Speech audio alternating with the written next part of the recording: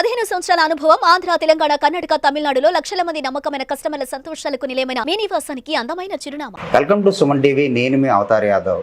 గత ప్రభుత్వంలోనైతే మాత్రం విశాఖ ఐటీ రంగం అభివృద్ధి అయితే మాత్రం కుంటు పడిపోయిందని చెప్పుకోవాలి. కూటమి ప్రభుత్వం వచ్చిన తర్వాత ఇప్పుడిప్పుడే ముందుకి అడుగులు పడుతున్నాయి.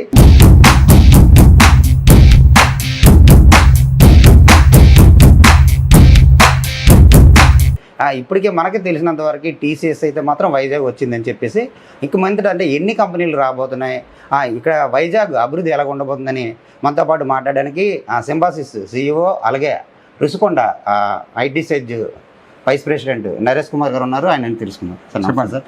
ఇది విశాఖలోనైతే మాత్రం ఐటీ కంపెనీలు రావడానికి చాలా ముందు అడుగులు వేస్తారని మనకు తెలుస్తుంది. అసలు ఎన్ని కంపెనీలు రాబోతున్నాయి, అసలు ఎంతమంది ఎంప్లాయ్మెంట్ రాబోతుంది సార్? ఒకటి అండి, first this is chief minister గారు అబ్బాయి నారా లోకేష్ గారు అవుతాం వల్ల, ఆయన ఐటీ మంత్రి అవుతాం వల్ల ఆయన మాట్లాడిన దానికి కాన్ఫిడెన్స్ ఉంది పబ్లిక్కి. అంటే ఈయన చెప్పింది చేస్తారని నమ్మకం ఉంది.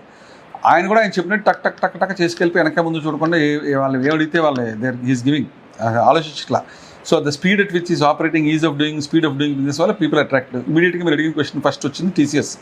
వాళ్ళు 12,000 పీపుల్కి ఎంప్లాయ్మెంట్ ఇస్తా ఉన్నారు. 1,500 కోట్లు పెట్టి క్యాంపస్ ఇస్తా అంటున్నారు. వాళ్ళకి ఆల్రెడీ 22 ఎకరాల ల్యాండ్ కూడా అలాట్మెంట్ అయిపోయిందండి. సో టీసీఎస్ ఇప్పుడు స్టార్ట్ చేయొచ్చు. మీరు ఆ క్యాంపస్ కడతాక 3 years పడుతుంది. ఏది బిల్డింగ్ అంటే బిల్డింగ్ గాల్లోంచి రాదు కదండి. They are building a very big building. 22 ఎకరాల క్యాంపస్ కడతారు. So I think it take about 2 to 3 years to build.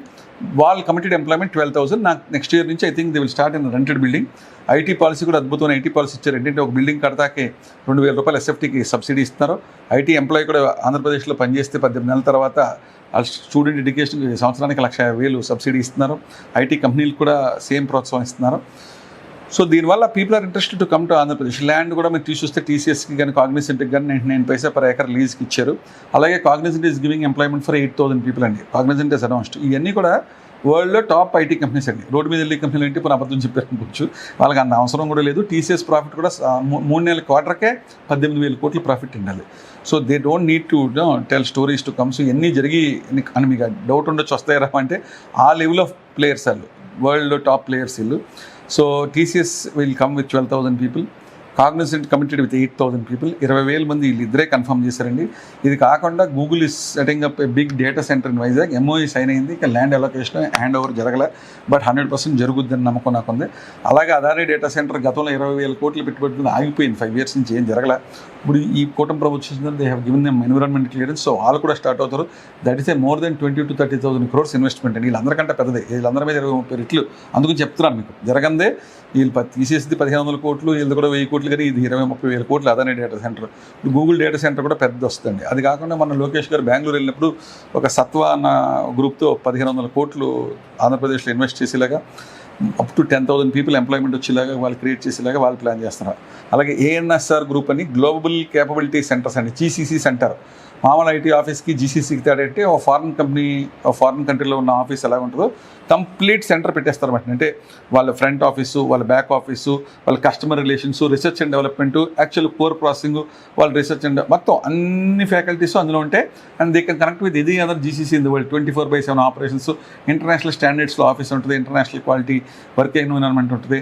So and every function of that company will అంటే 360-degree view of the global capabilities. అలాగా health కేర్లో రావచ్చు, బ్యాంకింగ్లో రావచ్చు, రీసెర్చ్లో రావచ్చు, artificial intelligence రావచ్చు. సో ANSR గ్రూప్ అనేది they are specialising in GCC అండి. వాళ్ళు ఇన్వెస్ట్ చేశారు. దాని పొటెన్షియల్ కూడా వాళ్ళు కూడా 30 acresలో they are going to build global development centres. అలాగే ఈ కొత్తగా వీళ్ళు వచ్చిన వీళ్ళు కాకుండా బ్యాక్ ఆఫ్ దిస్ అమరావతిలో చంద్రబాబు నాయుడు గారు క్వాంటమ్ వ్యాలీని 50 ఎకరాల్లో పెట్టి IBM వరల్డ్లో ఫాస్టెస్ట్ సూపర్ కంప్యూటర్ తీసుకొస్తున్నారు, క్వాంటమ్ కంప్యూటర్ అని. అది 156 qubit అండి. ఇంచుమించు ఆ కంప్యూటర్ కాస్టే 1,000 కోట్లు ఉంటుంది. అలాగే దాని TCSని సాఫ్ట్వేర్ మేనేజ్ చేయమని, L&Tనేమో బిల్డింగ్ కట్టమన్నారు. నెక్స్ట్ ఇయర్ కల్లా ఆపరేషన్ తీసుకోమన్నారు. సో హైదరాబాద్లోని, బెంగళూరులోని, ఇండియాలో లేనిది, సౌత్ ఈస్ట్ ఏషియాలో లేనిది అంత టెక్నాలజీ ఉన్న కంపెనీలు తీసుకొస్తున్నారు. అన్ని R&D కంపెనీలకి బాగా దోహదపడతాయండి. సో రీసెర్చ్ అండ్ డెవలప్మెంట్ ఉన్న కంపెనీస్ అన్నీ కూడా ఆ ప్రాంతానికి వచ్చి పూర్వకు మీరు చూసింది నథింగ్. వచ్చిన తర్వాత వచ్చే కంపెనీలు చాలా అండి. ఇప్పుడు బ్యాంకింగ్ ఉందనుకోండి, ఇప్పుడు ఇన్సూరెన్స్ కంపెనీ ఉందండి, 15 ఇన్సూరెన్స్ కంపెనీలు ఒక్కొక్కరు 2-3 లక్షల SFT, 30-40 లక్షల SFT స్పేస్ వచ్చేలా ఉంటుంది. అలాగే ఫార్మాలో రీసెర్చ్ కావాలనుకోండి, క్వాంటమ్ వ్యాలీలో ఈజీగా 10-20 లక్షలు R&D బేస్డ్ ప్లస్ రెగ్యులర్ డెవలప్మెంట్తో కూడా రావచ్చు. సో ఇప్పటికి నా ఉద్దేశంలో ఈ టేక్ ఆఫ్ అవుతాకి ఆన్ గ్రౌండ్ వస్తాకి మేబీ 2 years పట్టచ్చు. అక్కడి నుంచి మినిమం 10 times గ్రో అయ్యే అవకాశం ఉన్నాయండి వీటిని బేస్ చేసుకుని. ఇప్పుడు కొత్త ఎయిర్పోర్ట్ సిటీ ఇన్ఫ్రాస్ట్రక్చర్ ఇప్పుడు 15 మాస్టర్ ప్లాన్ రోడ్స్ వేస్తున్నారు. కొత్త ఎయిర్పోర్ట్ నెక్స్ట్ ఇయర్ రెడీ అవుద్ది. ఇప్పుడు ఎయిర్పోర్ట్లో బోల్డ్ రెస్ట్రిక్షన్స్ ఉన్నాయి. అలాగే కొత్త పోర్ట్ ఒకటి వస్తుంది మూలపట్నంలో. ఈ పోర్ట్ ఎయిర్పోర్ట్ మధ్యలో మళ్ళీ సెమీ కండక్టర్ కంపెనీస్ వస్తాయి, ఈ చిప్ కంపెనీస్ వస్తాయి.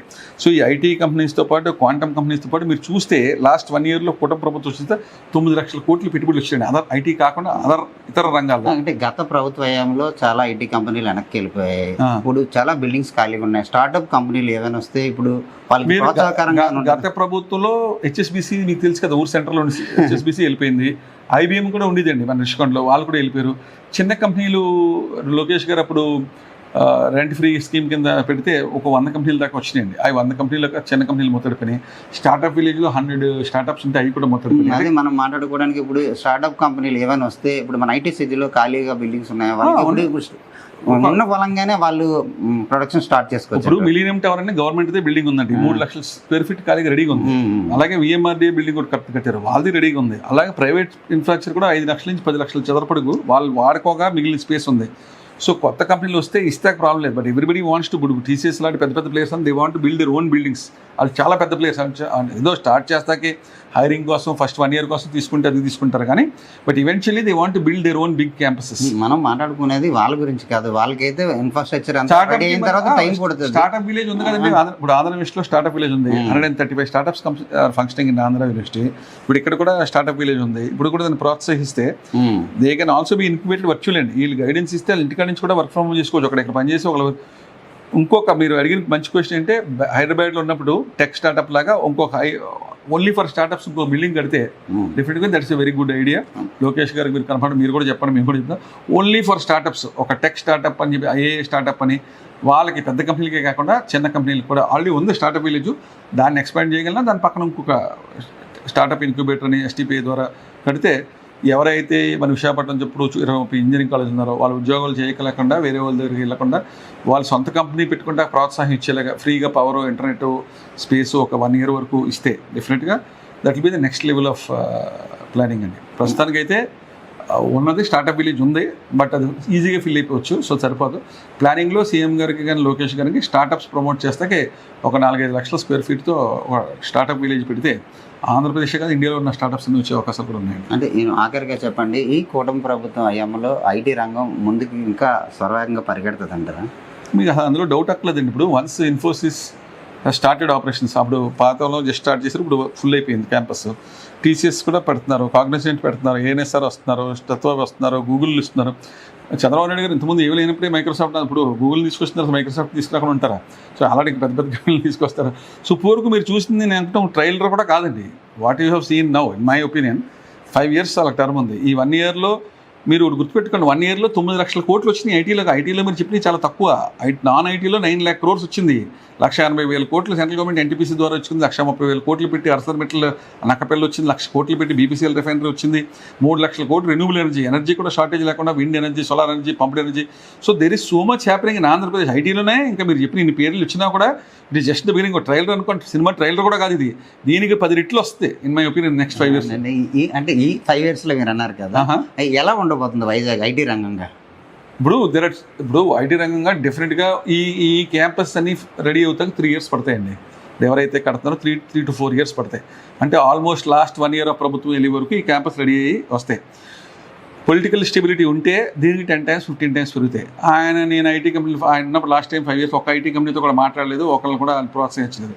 అటువంటి పరిస్థితి ఏమైనా వస్తే మటుకు దెన్ టేక్ ఆఫ్ కష్టం అవుతుంది. బట్ ఈ కరెంట్ మొమెంటంలో నా లెక్కలో ఈ గ్లోబల్ క్యాపబిలిటీ సెంటర్ వస్తే ఇప్పటికి మీరు చూసిన దాన్ని ట్రైలర్ కూడా కాదని నేను అంటున్నాను కదా, ఇది 10 to 20 to 30 times ఎదిగే అవకాశం డెఫినెట్గా ఉందండి. Okay, thank you sir. ఇది నరేష్ కుమార్ గారు చెప్తున్న పరిస్థితి. ఏదైతే విశాఖపట్నంలో అయితే మాత్రం ఐటీ రంగం అయితే అభివృద్ధి దిశగా ప్రయాణిస్తుంది. గత ప్రభుత్వం కన్నా ఈ ప్రభుత్వంలోనైతే మాత్రం ఐటీ రంగ అభివృద్ధికి అయితే మాత్రం చాలా స్కీములు తేవడం కూడా జరిగింది. ఇదే విధంగా కొనసాగితే అభివృద్ధి చాలా ముందుకు వెళ్తుందని చెప్పి ఆయన చెప్తున్న పరిస్థితి కనబడుతూ ఉంది. కెమెరా పర్సన్ రవితేజతో అవతార్ యాదవ్, సుమన్ టీవీ, విశాఖపట్నం.